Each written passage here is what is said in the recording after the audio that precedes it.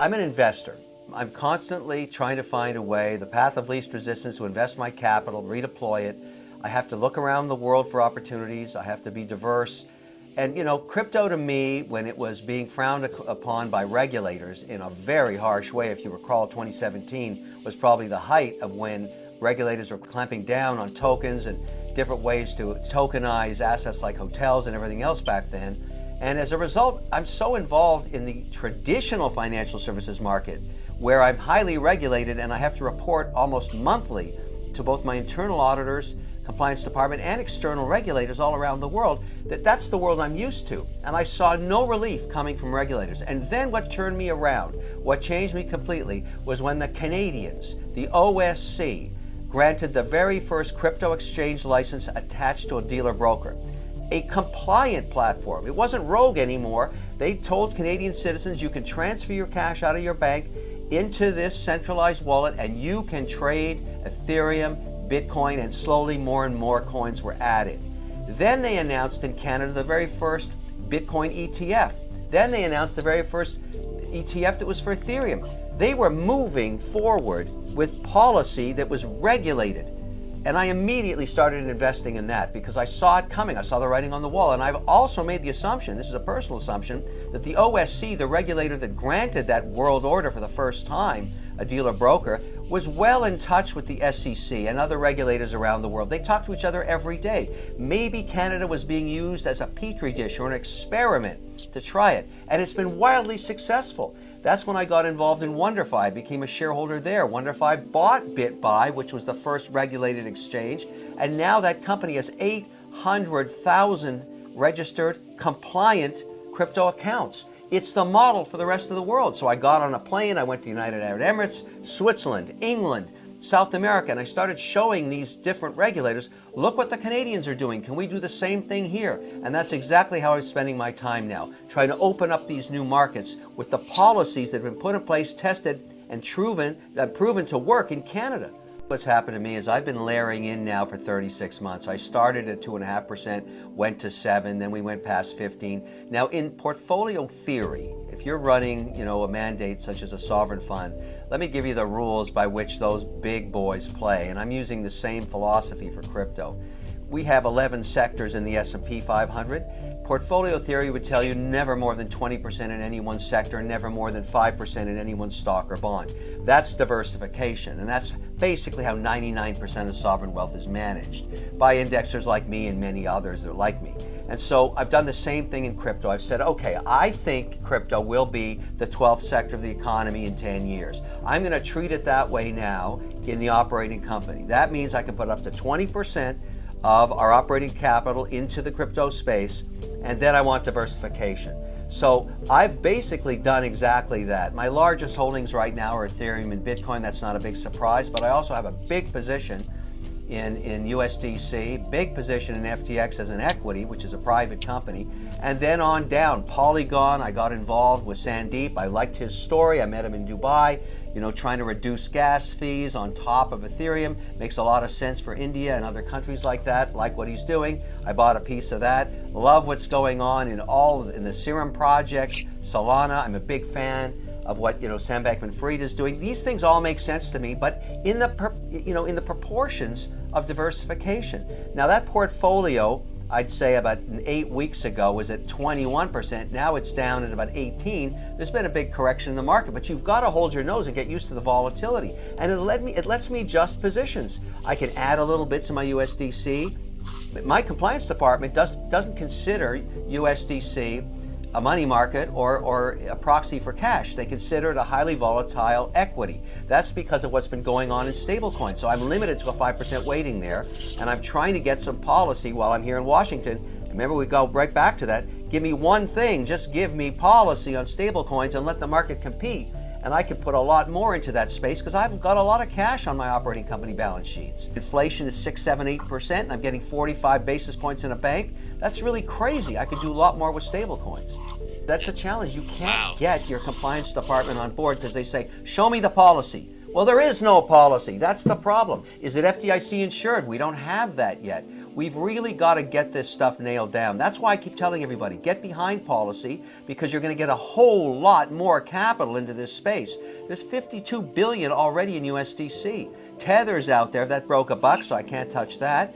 And of course, Luna was insanity. Well, we now know algorithmic-based stablecoins, well, they don't work so well, do they? So the market will figure that out, and they'll basically adjust accordingly based on risk and return. Well, obviously, when new projects come to market, I'm very fortunate. I see pretty well every deal. And there's a reason for that. There's a direct correlation between market capitalization and telling the company's story. Everybody knows I have millions of followers, millions of investors, and I like to talk about the cooking I eat. I mean, I don't invest in projects that I don't use. I don't care whether it's a product or it's a crypto product or whatever. You don't see me in a lot of these very speculative tokens because I don't use them. I'm looking for value there. I'm intrigued by the NFT market, authentication of physical assets around the watch industry. That's a space I'm very involved in. That's a private investment, along with other giant collectors and watchmakers and horological societies. But that's just my personal interest. So it's the things that I really want to dig into, that I invest in. But you're right, there's a lot of room for private projects because, I look at it this way. You talk to any grad coming out of MIT or Waterloo or Temple or McGill or any of these really high-end engineering colleges and universities, and a third of the engineers all want to go onto the blockchain. You can't take that much intellectual capital and not expect some incredible outcomes 3 to 5 years from now. So you want to invest in some of these people. These are the smartest hands over keyboards all around the world. They're not working for the traditional industries. They're on the chain. And that means there's going to be a lot of productivity there. That's what you want to bet on. It's like betting on Steve Jobs when he was just drawing fonts with a felt pen. That kind of idea. It's the same thing going on now. These guys are going to be big productivity for the economy, and you've got to put your money behind them. I give an example that everybody can relate to, because in the early years of Amazon 18 years ago, I was a shareholder both in the equity and in the preference shares they used to have in those days. That stock corrected every 12 to 18 months between 38 and 58% every single year, over and over and over again. People just couldn't get their heads around what Amazon was doing. And it continued that way for a decade. It's no different than what's going on right now with Bitcoin and other cryptocurrencies, because there's no institutional demand yet for the product. People keep saying institutions are involved, but they're not at all. And so if we get one of these bills passed here in Washington, which is why I'm here, I would love to see this agenda item move forward so it can be decided on after the midterms. I'm sure Biden's very, very busy on other issues right now, but this isn't going away, and these senators and congressmen and women know this, and that's why they're bringing these and advancing them. All of these senators are all over cable TV today talking about this bill dropping, and it's not the only one. And certainly many of them will be discussing it in the weeks ahead. But the point is, as an investor, do you want to be ahead of this or behind it? Because I think what happens is you get a binary increase in the value of crypto the minute people even sense policy. And that's going to happen sometime Jan, Feb, March.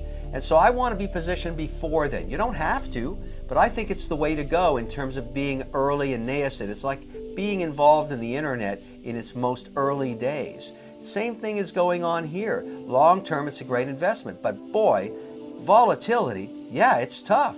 50% up, 50% down, 60% swings. Well, that was Amazon 12, 15 years ago. Now it's Bitcoin today. This is the most misunderstood sector of the economy that's ever existed because of the complexity of how it works. Basically, policymakers do not understand it, and when you don't understand something, you tend to mistrust it. It requires education. It's taken me years and a lot of hours of reading and a tremendous amount of travel to get to the place where I'm comfortable making these investments now and understand how this works. But that's not easy to do. And the whole idea of a centralized and decentralized wallet, very many people don't understand the differences between it. And yet you need both in the crypto environment. You really want both. It's one of the biggest investment theses I have about investing in WonderFi was it gave me both. There's a decentralized wallet, there's a centralized wallet. And I don't want to lose those customers. If all of a sudden you started by setting yourself up on BitBuy, which is the Canadian regulated centralized wallet, and all of a sudden you decided you want to have a decentralized wallet with your NFTs in it, I don't want to lose you as a customer. I spent hundreds of dollars acquiring you. I want to offer both with a know your customer platform that provides the compliance, and that's what they're building up there in Canada. And that software itself and all the millions of dollars of development they're doing is going to be cookie cutter for other markets, like potentially the Middle East or South America or Switzerland or England. That's the whole idea of being part of these things and pushing these projects forward. But it's education that's holding everybody back. We've got to simplify this stuff. Most people, the first time that try and set up a decentralized wallet on, let's say, MetaMask, lose their money because they don't know about security of the passphrase. And that's an important lesson to learn. And that's why I tell people, start with $200. Don't go crazy. Figure this stuff out slowly. Learn about security, learn about password protocols, learn about centralized versus decentralized. Check it out slowly. Baby steps into it. Then you can put up real money.